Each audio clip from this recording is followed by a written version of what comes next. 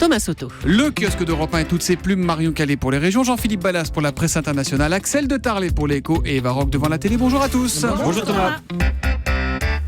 On commence avec vos quotidiens nationaux et une sorte d'alerte médicament, une d'aujourd'hui en France, qui titre sur le livre qui dénonce les effets secondaires. Il est signé de la pneumologue qui a dévoilé le scandale du Mediator, Irène Frachon. Une crise dont on pensait naïvement qu'elle conduirait à une prise de conscience collective. Ratée, écrit Frédéric Vézard, comme si tous les acteurs de la chaîne du médicament souffraient de troubles de la mémoire persistants. Pour assainir le système, écrit le journal, il faudrait 1. Des essais plus transparents, 2. Des experts vraiment indépendants, 3. Des risques clairs et compréhensibles pour tous, 4. Des victimes mieux traitées, l'ordonnance est limpide. Autre crise, celle des migrants. Comment agir, s'interroge Direct Matin. Vous trouverez beaucoup de questions mais peu de solutions sur le sujet. En page intérieure, 20 minutes dénonce le chantage aux réfugiés des Turcs et accuse le président Erdogan de vouloir profiter de la situation pour faire chanter l'Europe et intégrer l'Union européenne. Libération propose un numéro spécial Made in Calais, la vie après la jungle, quand l'opinion s'agace de l'Europe du chacun pour soi. Et puis bien sûr, on parle aussi beaucoup de la loi travail dans la presse, en une du Figaro, mais aussi des Échos, ce que Matignon est prêt à lâcher. À 8h20, Laurent Berger répondra à une autre question, ce que la CFDT est prête à accepter. Le secrétaire général du syndicat réformiste qui passera par le studio d'Europe 1 avant d'aller voir Manuel Valls à Matignon.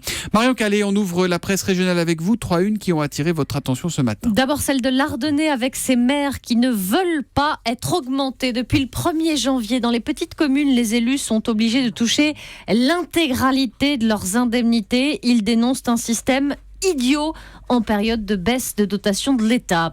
De son côté, le Berry républicain se projette et table déjà sur un millésime exceptionnel. La qualité des vins devrait être au rendez-vous, météo oblige. En revanche, sans doute pas la quantité. Dans Midi Libre, Renault retrouve la scène. C'était hier à Montpellier avec le groupe Imouvrini. Il a entonné sa balade nord-irlandaise avant de donner rendez-vous au public. À bientôt ici, a-t-il dit, laissant espérer un passage pour sa prochaine tournée dans l'Hérault. Vraisemblablement, la tournée, ce sera en décembre prochain. Eh bien, on entendra quelques notes de Renault tout à l'heure dans le journal de secteur. On vous les a mises de côté. L'histoire du jour, c'est presque une petite annonce. La famille royale cherche un toit. C'est à la une de Courrier Picard. Pour les dates, si vous voulez leur proposer une chambre ou une suite, c'est autour des 30 juin et 1er juillet, date de commémoration de la bataille de la Somme, un centenaire auquel Kate et William participeront. Et c'est le branle-bas de combat pour les loger. Pourquoi, y a pas de camping là-bas ? Parce qu'en fait, le seul 5 étoiles du département situé à Amiens est complet. Et le Marotte s'est permis le luxe de refuser la réservation pour le couple princier. En janvier dernier, le Quai d'Orsay, qui visiblement s'occupe des réservations pour le couple, a appelé pour réserver 4 chambres, dont une suite. Mais trop tard, l'hôtel était complet. Alors le Courrier Picard fait le tour ce matin et le problème apparemment c'est que pour ces commémorations, de nombreux hôtels affichent déjà totalement complet. Alors on espère juste que le couple a trouvé en toute discrétion ou un petit camping, Thomas. Ou sinon qu'ils viennent à la maison, il y aura un peu de train après. Voilà. Il y a la préfecture, il y a la mairie, il y a des locaux quand même un peu prestigieux dans cette ville. Allons. Passons donc à autre chose. La presse internationale, Jean-Philippe Ballas. Ce matin, les États-Unis qui rendent un hommage quasi unanime à Nancy Reagan. Oui, l'ex-première dame qui s'est éteinte hier à l'âge de 94 ans. Personnage intéressant, multiples facettes. Il y avait d'abord, bien sûr, la femme amoureuse, très amoureuse de Ronald Reagan. Il avait tout ce que je cherchais chez un homme. Ma vie a commencé avec lui, c'est ce qu'elle disait. À l'époque, elle est une jeune actrice de second plan à Hollywood. Ronald, lui, dirige le syndicat des acteurs. Il est imposant et sans hésiter, elle le suit quand il se lance en politique. Nancy Reagan, on le sait, elle est discrète, mise en pli toujours impeccable, tailleur élégant, sobre. Alors sobre, quoi qu'ils étaient quand même souvent rouge vif. C'est vrai qu'elle ressemble à une petite chose fragile, effacée aux côtés de son cow-boy de mari, mais gare aux apparences. Tempérament, Nancy Reagan. Voilà, c'est ce que nous dit le New York Times, qui la présente comme une femme d'influence, dure parfois en coulisses, à qui son mari demandait souvent conseil. Sans Nancy, il n'y aurait pas eu de gouverneur ni de président Reagan, c'est ce que raconte un ami au journal. Les dernières années de sa vie feront d'elle une militante. Après la mort de son mari, victime de la maladie d'Alzheimer en 2004, elle va aider les chercheurs à se faire leur porte-parole. Elle protégera aussi, c'est important, l'héritage politique de son mari, car depuis hier, c'est aussi toute une époque, une certaine image de l'Amérique qui disparaît avec Nancy Reagan. Quand vous interrogez, c'est intéressant, les militants républicains, ils sont tous nostalgiques de Ronald Reagan. Pas de George Bush, le père ou le fils, non. Ils sont nostalgiques de Reagan. Il suffit de constater à quelle vitesse les candidats républicains hier ont tweeté leur hommage.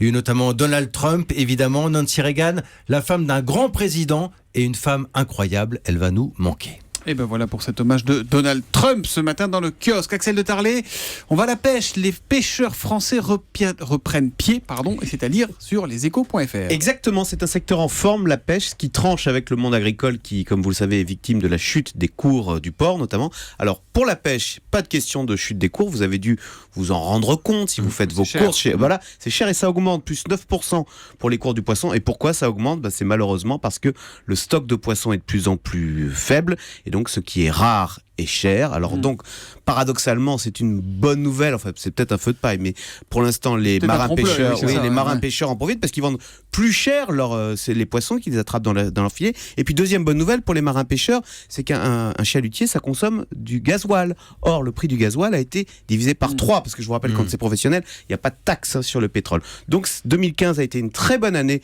pour le pétrole moins cher et le poisson plus cher. Vous voyez, bon effet de ciseau pour les marins-pêcheurs français.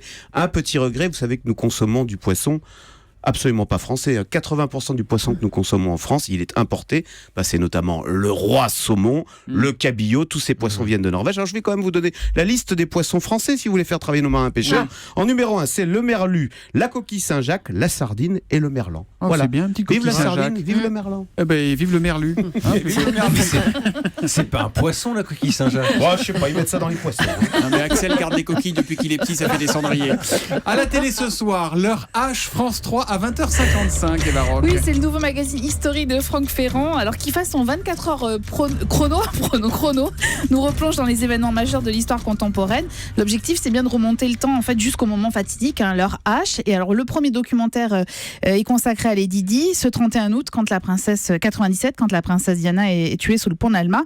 Et alors, vous allez l'entendre pour la première fois, c'est l'ancien ambassadeur de Grande-Bretagne en France, Michael J., qui revient sur cet épisode. Et il a une très bonne formule à ce sujet. Votre princesse de conte de fées ne meurt pas dans un banal accident d'alcoolique sous un tunnel, un samedi soir. C'est l'une des raisons qui explique que tant de théories du complot aient émergé si vite. Les gens n'arrivaient pas à associer l'image idéale qu'ils avaient de la princesse de Galles à la façon si banale dont elle a perdu la vie.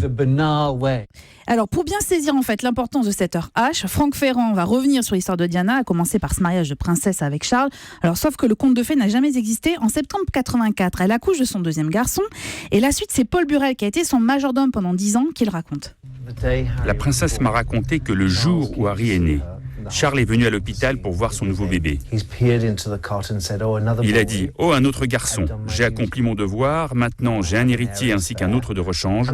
Je vais sortir ce soir, je vais à l'opéra avec Camilla. » Diana m'a dit « La nuit où Harry est né, je me suis endormie en pleurant, sachant que mon mariage était fini. » Voilà, alors grâce à ces témoignages inédits, et notamment celui de Paul Burrell, et surtout grâce au talent de conteur de Franck Ferrand, on revisite ces événements autrement. Alors il y a 2 autres récits qui sont à découvrir ensuite, après les Didi, c'est celui de la tentative d'assassinat de Jean-Paul II et la mort de Sadat, le président égyptien. Il y a 3 émissions à la suite, et pour moi les deux sont encore plus réussis que les Didi. Oui, mais la troisième, qui va regarder la troisième à minuit? Ce qui est idiot parce que le Sadat est sans doute le meilleur des 3 documentaires. Alors là, je dis carton jaune à France 3. Parfait, l'heure H à 20h55 pour parler de les Didi. Parfait, le deuxième pour parler de Jean-Paul II, c'est ça, Jean-Paul II? Oui, c'est Jean-Paul II. Mais ça date, c'est gâché. C'est gâché. Il y a le replay. Il y a le replay. Il y a le rideau sur le kiosque. À demain.